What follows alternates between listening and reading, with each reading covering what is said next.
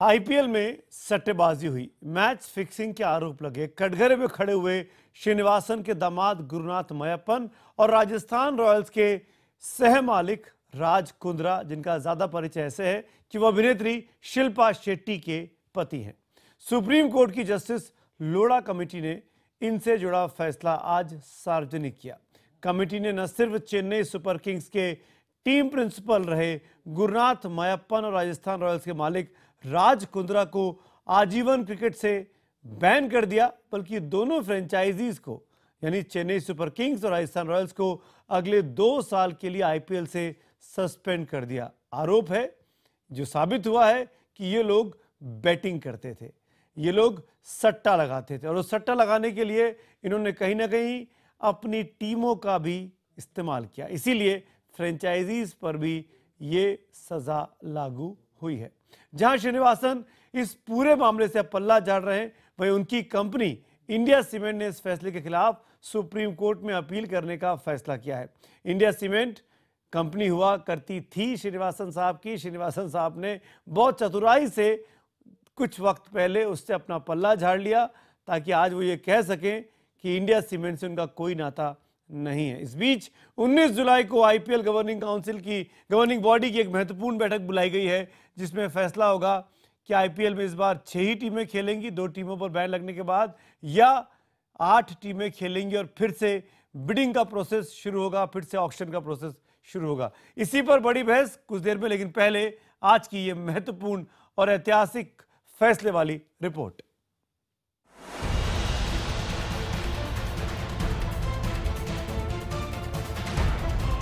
ICC के chairman और BCCI के पूर्व अध्यक्ष श्रीनिवासन के दामाद मयप्पन सट्टेबाजी के दोषी।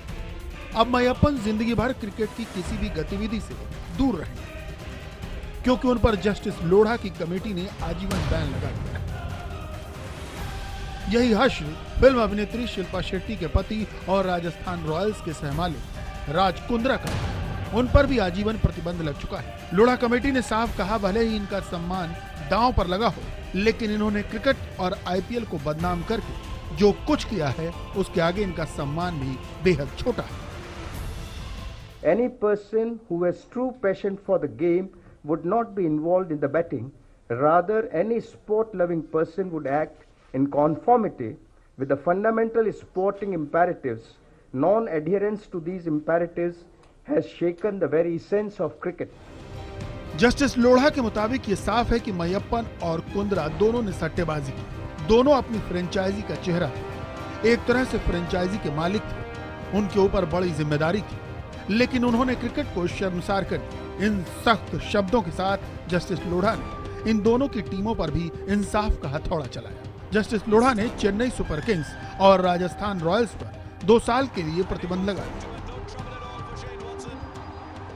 He is suspended for life from the activities as explained in Article 7.5 under Level 4, first offence of Article 2.4 of the Code of Conduct.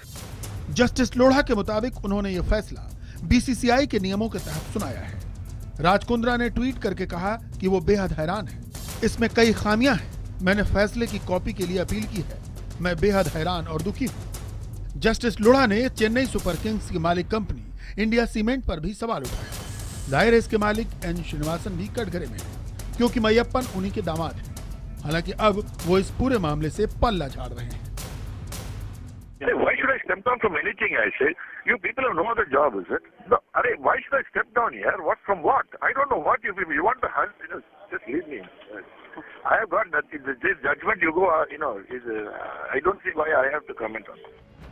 सजा मिल चुकी है, लेकिन क्रिकेट के इस पिटारे में भ्रष्टाचार के कई और मामले बाहर निकलने वाले हैं। फिक्सिंग कार्ड में पूरी तरह से ढुलमुल रवैया अपनाने वाली बीसीसीआई अब इस फैसले के बाद फैसले की कॉपी का इंतजार कर रही है। हमेशा की तरह उसने फिर वादा किया कि क्रिकेट के सम्मान को बचाने के लिए वो कुछ भी करेगी। जस्टिस लोढ़ा कमेटी की रिपोर्ट का सार ये है कि लोगों का भरोसा क्रिकेट में वापस लौटना चाहिए और इसके लिए जिन लोगों को सजा दी गई है वो महज एक संकेत मात्र है। अब देखना यह है कि बीसीसीआई इस मामले को लेकर क्या पहल करती है। एहतिशाम खान, दिल्ली, IBN 7। दरअसल ये जो नाम है आज के शो का, पिक्चर तो अभी बाकी है, वो दरअसल उसी तरफ इशारा करता है जिस तरफ एहतेशाम खान अपनी रिपोर्ट में बोल रहे थे। सुप्रीम कोर्ट के पास जस्टिस मुदगल की वो रिपोर्ट, सीलबंद रिपोर्ट आज भी उनके पास है उस लिफाफे में, जिसमें कुछ खिलाड़ियों के नाम, कुछ क्रिकेट एडमिनिस्ट्रेटर्स के नाम शामिल हैं जो इस सवालों के घेरे में हैं कि क्या वो स्पॉट फिक्सिंग और मैच फिक्सिंग में इन्वॉल्व थे। क्योंकि आज जो फैसला आया है वो 2 इंडिविजुअल्स के खिलाफ है। वो इंडिविजुअल जो खुद मैदान पर नहीं जाते हैं, उन पर इल्ज़ाम स्पॉट फिक्सिंग या मैच फिक्सिंग का नहीं लग सकता है, उन पर बेटिंग का लगा है और उस वजह से उनको आजीवन कारावास मिले, आजीवन बैन मिला है, चाहे वो मैयप्पन हो चाहे वो राज कुंद्रा हो। क्या यही दोनों शामिल हैं या और बड़े लोग भी हैं? क्योंकि जब ये सब कुछ चल रहा था तब श्रीनिवासन साहब बीसीसीआई के मुखिया हुआ करते थे। वही श्रीनिवासन जिनकी अपनी team Chennai super Kings IPL में खेल रही थी, जिनके अपने दामाद चेन्नई सुपर किंग्स के खुद आप कह सकते हैं टीम प्रिंसिपल थे। आप ये भी कह सकते हैं कि वो डगआउट में बैठते थे, वो खिलाड़ियों से बात करते थे और आज ये साबित होता है कि वो बैटिंग में फंसे हुए थे। यानी क्या ये सब कुछ श्रीनिवासन साहब को नहीं पता था? हमारा आज का सवाल भी इसी से जुड़ा हुआ है। क्या बीसीसीआई को अब श्रीनिवासन पर कार्रवाई नहीं करनी चाहिए? श्रीनिवासन तमिलनाडु क्रिकेट एसोसिएशन के अध्यक्ष हैं, श्रीनिवासन आईसीसी के मुखिया हो चुके हैं, लेकिन श्रीनिवासन पर क्या आज के फैसले के बाद गाज नहीं गिरनी चाहिए? अगर आपको लगता है हाँ तो IBN 7 स्पेस देकर Y लिखिए, अगर आपको लगता है ना तो IBN 7 स्पेस देकर N लिखिए। अपनी राय हमें 51818 पर SMS करें। रात 8:30 बजे उसके नतीजे आपको दिखाए जाएंगे। कई और महत्वपूर्ण सवाल भी खड़े होते हैं आज के इस फैसले के बाद, जिनके जवाब मिलने बाकी हैं, जिसके लिए देश के तमाम क्रिकेट एंथुसियास्ट, मेरे जैसे आपके जैसे, उम्मीद कर रहे हैं कोर्ट की तरफ, सुप्रीम कोर्ट की तरफ कि शायद इस बार उनको और ज़्यादा बड़ी खबर सुनने को मिलेगी जब क्रिकेट को साफ करने की वाकई में असली कोशिश शुरू होगी। सवाल उठ रहे हैं कि क्या फैसले से, आज के फैसले से क्रिकेट पे जो कलंक लगा है वो धुल जाएगा? क्या सट्टेबाजी के गुनहगारों के लिए इतनी सजा काफी है? सवाल यह भी है कि क्या टीमों पर प्रतिबंध का कोई असर होगा? क्योंकि टीम के मालिकाना हक तो कभी भी बदल सकता है, तो क्या मालिकाना हक बदलकर टीमें फिर से नहीं खेल सकती हैं क्या? तो ऐसे प्रतिबंध का क्या मतलब? क्या टीम मालिक अपने परिवार वालों को टीम का मालिकाना हक देकर नहीं बच सकते हैं? यह भी बड़ा वाजिब सा सवाल है। और 5वां सवाल कि क्या टीम के मालिकों को उनकी करनी की सजा मिलेगी? क्योंकि टीम के मालिक के बगैर बैटिंग हो जाए, फिक्सिंग हो जाए, ये कहना, ये समझना बहुत मुश्किल है। छठा सवाल कि क्या सालों तक चली कानूनी कार्रवाई से क्रिकेट का कुछ भी भला हुआ है? और 7वां सवाल IBN 7 का कि क्या क्रिकेट के असली गुनहगार अब भी आज़ाद घूम रहे हैं? क्या वो कभी उन पर प्रतिबंध लगेगा? क्या उन पर कभी कानूनी कोड़ा चलेगा? ये देश की जनता जानना चाहती है। खास मेहमान मेरे साथ हैं इस कार्यक्रम में, उनके पास आपको ले चलो। उसके पहले हम आपको बता दें कि आज के कार्यक्रम में हम आप जैसे दर्शकों की राय को शामिल करेंगे, न सिर्फ SMS के जरिए बल्कि फोन लाइन के जरिए। हमारा नंबर है 0120-432-4111। एक बार फिर दोहराता हूं, 43241111। आप इस पर फोन कर सकते हो। और ये लाइन हमने जानबूझ के इसलिए खोली है क्योंकि आज का दिन आपका है, उन तमाम फैंस का है जो क्रिकेट को इस ऊंचे पायदान तक लेके गए हैं, जो क्रिकेट के तमाम खिलाड़ियों को भगवान का दर्जा देते हैं। आज के फैसले के बाद क्या आप लोगों की नज़रों में क्रिकेट की वैल्यू बढ़ेगी क्या, या अभी ये अधूरा फैसला है? आप और कुछ जानना चाहते हैं, सुनना चाहते हैं कोर्ट से? हमारे साथ कुछ खास मेहमान जुड़ रहे हैं, परिचय कराता हूं। मेरे साथ भारतीय क्रिकेट टीम से जुड़े रहे टीम के पूर्व खिलाड़ी, पूर्व चयनकर्ता, पूर्व कप्तान के श्रीकांत साहब हैं। Thank you Srikanth for being with me. हमारे साथ एक और पूर्व क्रिकेटर लालचंद राजपूत जुड़ रहे हैं मुंबई से। लालचंद जी, शुक्रिया हमसे बात करने के लिए, वक्त निकालने के लिए। और सुप्रीम कोर्ट के वकील संजय हेगड़े मेरे साथ हैं यहाँ स्टूडियो में। आप सबसे बातचीत करूंगा। श्रीकांत, देखिए मेरा पहला सवाल सीधा आपसे है। एक तो आपका रिएक्शन फर्स्ट, और दूसरा, क्या ये कंप्लीट फैसला है या अभी पिक्चर बाकी है?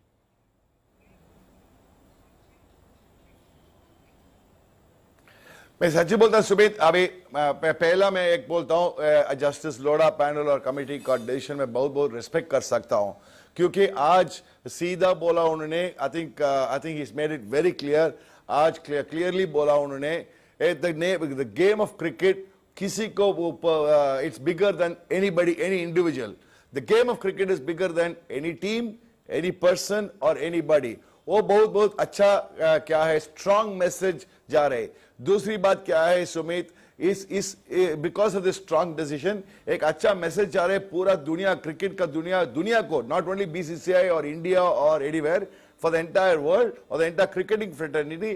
क्या है बोल सकता है तो दैट आज आपका मालूम है कैसा है, कौन है वो क्रिकेटर्स, हम लोग क्रिकेटर्स, पास्ट प्रेजेंट फ्यूचर, हम लोग कौन है, हम लोग पॉपुलर है तो क्या फेमस है तो कुछ भी हो तो वो जनरल क्रिकेट लविंग पब्लिक के इंडिया के, because of the cricket loving public in India. So उनका साथ for the cricket loving public India, वो justice Lodha committee has infused tremendous confidence and वो थोड़ा क्लेंसिंग प्रोसेस शुरू है। बहुत बहुत अच्छा काम है वो लोढ़ा कमिटी ने किया, बहुत अच्छा है। श्रीकांत, एक चीज और पूछूंगा मैं आपसे, आप तो सीएसके के मेंटर भी रह चुके हैं, आप सीएसके के साथ जुड़े रहे हैं, आपका इमोशनल अटैचमेंट भी होगा, क्या सीएसके पर बैन जो लगा है, are you happy with this?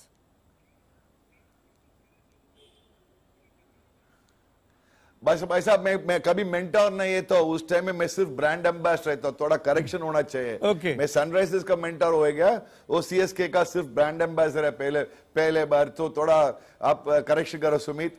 उस टाइम में अभी आप देखेंगे तो everybody has to respect the law, end of the day the law is supreme and I think we'll have to respect justice Lodha committee's observations. Okay Srikanth, please be with मी।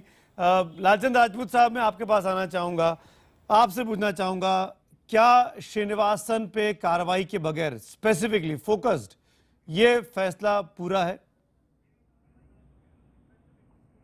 जैसे श्रीकांत ने कहा कि जस्टिस लोढ़ा ने ये वर्डिक्ट दिया है उनका, है नो, कि उसने मैयप्पन और राज कुंद्रा को लाइफ टर्म बैन किया है और टीम को 2 साल के लिए सस्पेंड किया गया है। तो मुझे लगता है कि इसके बावजूद अगर उनको पास कुछ और है तो वो डेफिनेटली कुछ आते, बिकॉज काफ़ी चीज़ें और भी आनी बाकी है, जैसे कि एडमिनिस्ट्रेटिव वर्क में कैसे होना चाहिए, because they are going to do some suggestion, you know, क्योंकि जस्टिस लोढ़ा सजेशन देने वाले हैं। तो मुझे लगता है कि वो सजेशन आने के बाद मुझे लगता है कि यस, बीसीसीआई की जो वर्किंग कमेटी है उसके ऊपर डिसीजन ले, और जैसे कि अभी एक क्लिनजिंग वर्क स्टार्ट हुआ है और मुझे लगता है कि ये एक पहला मैं तो कहूँगा कि जैसे हम लोग कहते हैं कि फर्स्ट स्टेप है कि क्लिनजिंग में, तो जरूर इसके बावजूद काफ़ी चीज़ें होंगी जो जहाँ तक कि क्रिकेट में ये हम लोग जो बोलते हैं बेटिंग या स्पॉट फिक्सिंग, ये सभी क्लीन हो जाएगी, लेकिन उसके लिए वक्त चाहिए। ये जस्ट पहला सीढ़ी है जो कि सुप्रीम कोर्ट ने लिया है, और उसके बाद मुझे लगता है बीसीसीआई की बैठक होगी, बीसीसीआई की बैठक में ये डिसाइड होगा कि कैसे आगे जाना है, क्योंकि अभी 2 टीम सस्पेंड हो गई है, उसके बाद 6 टीम से क्रिकेट होगा या नहीं होगा। ये जो काम आज जस्टिस लोढ़ा कमेटी ने किया है, दरअसल ये काम बीसीसीआई की डिसिप्लिनरी कमेटी को करना चाहिए था। जस्टिस मुदगल कमेटी की रिपोर्ट आने के बाद, क्योंकि जितना फैसला आज सुनाया है जस्टिस लोढ़ा की कमेटी ने, वो तो बीसीसीआई के नियमों के मुताबिक सुनाया है, बीसीसीआई के कॉन्स्टिट्यूशन के मुताबिक सुनाया है, उसमें आईपीएल और सीआरपीसी तो लगा ही नहीं है, इसीलिए सिर्फ उन्होंने बैन और सस्पेंशन की बात की है टीमों को लेकर या फ्रेंचाइजी को लेकर। मेरा सवाल आपसे है, बीसीसीआई क्या निष्पक्ष तौर पर काम कर रही थी? क्योंकि खुद श्रीनिवासन साहब न सिर्फ इंडिया सीमेंट्स के मालिक रहे, सीएसके के मालिक रहे, उनकी टीम खेलती रही, उनकी टीम जीतती रही, और उनके अपने दामाद बैटिंग में पकड़े जाते हैं, लाइफ टाइम बैन होता है। इसीलिए मैंने आपसे पूछा, बहुत पॉइंटेडली पूछा, क्या श्रीनिवासन साहब को माफ किया जा सकता है?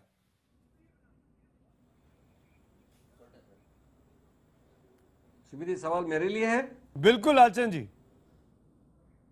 हाँ, देखो, माफ तो किसी को नहीं किया जा सकता, क्योंकि law will take its own course, क्योंकि ये जब अगर उनको पता था कि ऐसे कुछ चीज़ें हो रही है, एंटी करप्शन यूनिट ने बताया गया था, तो डेफिनेटली उसके ऊपर एक्शन लेना चाहिए था या उसके ऊपर कार्रवाई करनी चाहिए थी। तो वो कार्रवाई नहीं हो गई है, लेकिन उसके ऊपर भी अगर जब कार्रवाई नहीं की गई तो अब बीसीसीआई डिसीजन लेंगे कि उसके ऊपर क्या कर सकते हैं। तो मुझे लगता है कि 19 तारीख, जैसे मैंने कहा, बहुत इंपॉर्टेंट मीटिंग है जो बीसीसीआई की, उसके बाद हमें पता चलेगा कि क्या एग्जैक्टली वर्डिक्ट कितना दिया गया है और उसके ऊपर उन्होंने क्या कार्रवाई करना है, और फिर मुझे लगता है कि उसके ऊपर चर्चा हो सकती है। बताऊंगा श्रीकांत जी, मैं आपसे पूछूंगा यही चीज जो बात श्रीनिवासन साहब को लेकर कही जा रही है, क्योंकि श्रीनिवासन साहब आज आदित्य वर्मा ने साफ तौर पर कहा, जो विसिल ब्लोअर बन के निकले हैं, आज के फैसले के बाद बीसीसीआई को उन तमाम लोगों पे के खिलाफ कानूनी कार्रवाई करनी होगी। भारतीय कानून के मुताबिक मुकदमे दर्ज कराने होंगे। अगर नहीं किए जाते हैं तो वो खुद सुप्रीम कोर्ट मूव करेंगे। क्या हमको श्रीनिवासन साहब को माफ कर देना चाहिए?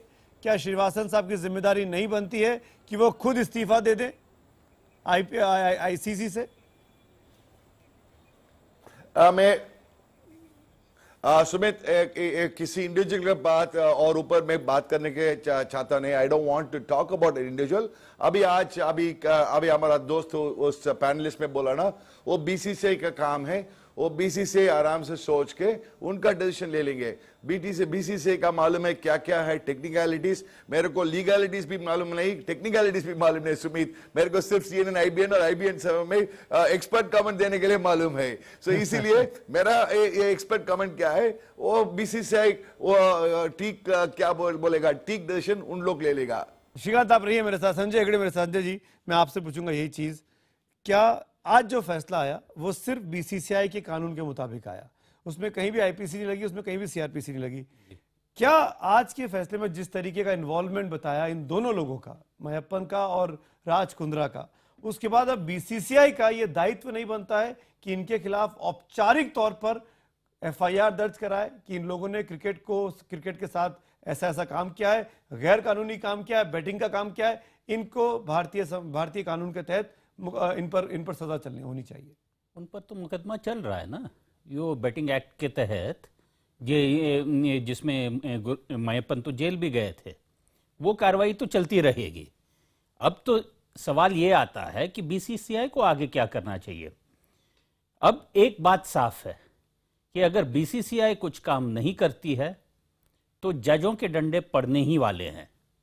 और और अगर आपके हर झगड़े को कोर्ट में लेके आओ तो ज्यादा से ज्यादा कोर्ट क्रिकेट के संभालने में काम करने लगेगा। बिल्कुल। तो बीसीसीआई को खुद देखना चाहिए कि ऐसे इंस्टीट्यूशनल मैकेनिज्म्स रख ले ताकि कोई भी कॉन्फ्लिक्ट ऑफ इंटरेस्ट ना आ जाए।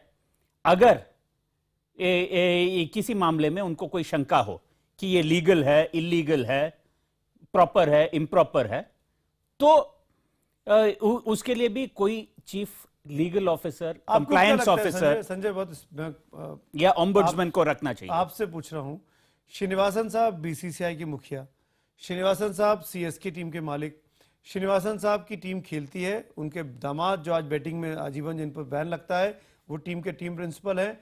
इन सब परिस्थितियों के बीच में श्रीनिवासन साहब जाके आईसीसी के मुखिया बन जाते हैं, इंडिया सीमेंट से अपना मालिकाना हक विड्रॉ कर लेते हैं, किसी और के नाम कंपनी कर देते हैं। क्या कोर्ट को दिखाई नहीं दे रहा है? सारा हिंदुस्तान देख रहा है, सब कुछ देख रहा है कि ये बहुत बड़ी घपलेबाजी चल रही है और खुलेआम चल रही है, डंके की चोट पे चल रही है और कोई कुछ नहीं कर रहा है। क्यों? देखिए, कोर्ट भी अपने हर मामले का एक एक स्टेज होता है। तो फिलहाल जो स्टेज था वो ये तय करना कि जिस पर आरोप सिद्ध हुए हैं उन पर क्या कार्रवाई हो, या और क्योंकि मयप्पन और राज कुंद्रा के एक्शन से उनके टीम्स पर क्या कार्रवाई हो या क्या सजा हो। क्या श्रीनिवासन साहब का ये कह देना कि मेरा सीएसके से संबंध नहीं है, मैं कुछ नहीं कहूंगा, मेरे रिएक्शन की जरूरत नहीं है, काफी है? वो श्रीनिवासन साहब जाने और आईसीसी जाने, क्योंकि वहां आईसीसी में वो इंडिया के रिप्रेजेंटेटिव बनकर गए हैं। बिल्कुल। अब फिलहाल श्रीनिवासन साहब बीसीसीआई के भी चेयरमैन नहीं रहे। उनका जो क्रिकेट से नाता जो है वो सिर्फ आईसीसी के साथ, वो इंडियन रिप्रेजेंटेशन। जैसे कि हमने शुरू में कहा था कि आज का दिन आप लोगों का दिन है, कॉलर्स का दिन है। हमारे साथ इस वक्त असम के बरबेटा से विशाल जुड़ रहे हैं फोन लाइन पर। विशाल, क्या सवाल है आपका, क्या जानना चाहेंगे? सर, मैं ये जानना चाहता कि जो हम लोग ऑडियंस क्रिकेट देखते हैं पूरे दिन जी, तो ये मान के चलते सर कि दौरा पूरा फेयर गेम है और हम लोग अपना पूरा दिन टीम के साथ और मैच के साथ लगाते हैं। बिल्कुल। तो सिर्फ सर उन्होंने जो गेम के साथ सट्टेबाजी किया है तो सिर्फ उनको बैन करके आजीवन ये कोई बड़ा पनिशमेंट नहीं है जी। बाकी प्लेयर को प्रशांत पगड़ा इन लोग को जेल हुआ है, पाकिस्तान क्रिकेट टीम प्लेयरों को जेल हुआ है, इनके साथ भी कुछ हो ताकि आगे से कोई भी सट्टेबाजी करने से पहले बात सोचे कि जो लाखों करोड़ ऑडियंस देख रहा है वो पूरे ईमानदारी के साथ मैच देखते हैं, उनको फेयर रिजल्ट चाहिए। बिल्कुल, क्या वो- हार जाए जीत जाए हम लोग उसको एक्सेप्ट करने को तैयार है, लेकिन वो ईमानदारी का मैच होना चाहिए। बिल्कुल विशाल, और यही भावना पूरे हिंदुस्तान की है कि ईमानदारी से हम लोग क्रिकेट देखते हैं, अपना पैसा लगाते हैं, अपना वक्त लगाते हैं और अंत में पता लगता है कि वो मैच तो फिक्स था या उस पर सट्टेबाजी चल रही थी और हमारे साथ बहुत बड़ा दगा होता है। वही बात अभी सुप्रीम कोर्ट के वकील संजय हेगड़े ने कही कि वो जो मामला है सजा सुनाने वाला वो कोर्ट में चल रहा है और वहां से सजा हो सकती है। मयप्पन साहब तो कुछ दिनों तक जेल के सलाखों के पीछे भी रहे, वो बेल पे बाहर आए हैं। तो जब सुप्रीम कोर्ट अंत में फैसला सुनाएगा तो हो सकता है कि इन लोगों को और कानूनन तौर पर सजा हो सकती है। संजय, मैं राइट? जी, वो मामला जो क्रिमिनल मामला है सुप्रीम कोर्ट में नहीं है, निचली अदालत में निचली अदालत में। तो वहां जब भी फैसला आ जाएगा तो और सजा हो सकती है। एक चीज मैं पूछना चाहूंगा, लालचंद राजपूत भी मेरे साथ है। लालचंद जी, आपने सुना इस कॉलर की आवाज, असम से विशाल थे ये बरबेटा। ये पूरे हिंदुस्तान की आवाज है आज की तारीख में कि हमारे साथ चीटिंग हुई है, हमारे साथ धोखाधड़ी हुई है, कुछ बड़े रसूखदार लोगों ने हमारी भावनाओं के साथ खिलवाड़ किया है। ऐसे में आपके हिसाब से आईपीएल की क्या जरूरत है आज की तारीख में, जहां पर फिक्सिंग होती है, जहां पर बेटिंग होती है? देखो, जब कोई एक दो व्यक्ति अगर बेटिंग करते हैं तो इसका मतलब नहीं कि पूरा आईपीएल खराब है। यस, मैं भी इससे सहमत हूं कि अगर जो कोई गलत कर रहा है उसको तो कड़ी से कड़ी सजा देनी चाहिए, लेकिन आईपीएल एक ऐसा टूर्नामेंट हुआ है जिससे कि काफ़ी क्रिकेटर लोगों को फ़ायदा हुआ है। मुझे लगता है कि जो डोमेस्टिक क्रिकेटर है, जो बहुत ही रणजी टेस्ट नहीं खेल सकते, उनको एक प्लेटफॉर्म मिलता है कि उनका टैलेंट फायदे के नाम पे इतनी बड़ा धांधली, प्लेयर लोग आईपीएल खेल के इंडिया के लिए खेले हैं। तो मुझे लगता है कि आईपीएल एक अच्छी चीज है जो कि काफी यंगस्टर लोगों को एक अच्छा प्लेटफॉर्म दिया है। मुझे लग रहा है कि आईपीएल को का गवर्निंग भी सुप्रीम कोर्ट के हाथ में देना पड़ेगा, तभी ईमानदारी से आईपीएल हो पाएगा, उसके बाद ही आप कुछ कह पाएंगे। एक और कॉलर मेरे साथ जुड़ रहे हैं, संजय है रायगढ़ से। संजय, क्या सवाल है आपका? नमस्कार। पहले तो मैं श्रीकांत जी को बताना चाहूंगा, मैं बहुत बड़ा ही प्रशंसक हूं मैं उनका जी। और आपसे एक सवाल एक जानना चाहूंगा कि अगर दो टीमों को बैन किया गया है तो स्वाभाविक है इन दोनों टीमों ने कहीं न कहीं गलती की होगी जी। और टीम सिर्फ चेन्नई सुपर किंग्स का नाम लेने की उसने गलती कर दी तो वो तो होता नहीं है। प्लेयर 11 खेलते हैं, उनको बताया गया होगा कि तुमको 100 पे आउट होना है, 200 चेज करना है जी। सर, इसके तो संभव नहीं है। अगर ये चीजें बैटिंग तो यही है ना कि तुमको आज 150 के अंदर आउट होना है या तुमको 15 रन बनाने हैं, तुमको 2 विकेट सवाल लेने हैं। पूछिए अपना। तो सवाल यही है, तो ये काम किया किसने? और अगर ये किया नहीं किसी ने तो फिर टीम क्यों बैन हुई? और अगर टीम बैन हुई है तो काम किसी ने किया है? वो मामला को फाइंड आउट करना है। वो मामला अभी भी कोर्ट में चल रहा है। जस्टिस मुदगल कमेटी की जो रिपोर्ट थी उस पर अभी भी सुप्रीम कोर्ट में विचार चल रहा है। जो लोगों पे कानूनी तौर पर मुकदमा हुआ है उन पर निचली अदालतों में कार्रवाई चल रही है और उसका हमको इंतजार करना चाहिए। आज का फैसला बीसीसीआई के दायरे में था, लेकिन एक बात बिल्कुल साफ होती है, लालचंद राजपूत और संजय हेगड़े, लास्ट कमेंट में आपका लूंगा, मेरे पास लास्ट 10 सेकेंड्स हैं। क्या इन परिस्थितियों के बाद क्रिकेट पर विश्वास लौटेगा आज के फैसले के बाद, हाँ या ना? ये मुझे अकबर इलाहाबादी की शेर याद आती है, गुरुनाथ मयप्पन, राज कुंद्रा, उसमें वही कहते थे ना कि सिर्फ एक ही उल्लू काफी है गुलिस्तान बर्बाद करने को। यहाँ तो हर शाख पे उल्लू बैठे हैं, अंजामे गुलिस्तान क्या होगा पता नहीं। अंजामे गुलिस्तान पर हम सबकी नजर, और शायद यही काम अब सुप्रीम कोर्ट को करना है। उस खोए हुए भरोसे को जो क्रिकेट पे था उसको लौटाना है और इन तमाम लोगों को कड़ी से कड़ी सजा मिलनी चाहिए जो भी इसमें हम तमाम लोगों की भावनाओं के साथ खिलवाड़ कर रहे हैं। शुक्रिया लालचंद राजपूत, संजय हेगड़े हमारे साथ जुड़ने के लिए। हमारा आज का सवाल भी यही था, हमने आपसे पूछा था कि क्या बीसीसीआई को श्रीनिवासन पर कार्रवाई करनी चाहिए। इसके जवाब में हमें हजारों की संख्या में जवाब मिले हैं। देखिए 96% लोग, 96% लोग हाँ में जवाब दे रहे हैं कि श्रीनिवासन पर कार्रवाई होनी चाहिए। केवल 4% लोगों ने नाकारे। बहुत बड़ा दर्शक वर्ग मांगता है कि अभी भी फैसला उस व्यक्ति तक नहीं पहुंचा है जहां पर पहुंचना चाहिए था, क्योंकि श्रीनिवासन साहब के रोल को दरकिनार नहीं किया जा सकता। उनकी भूमिका से इनकार करना इतना आसान नहीं है।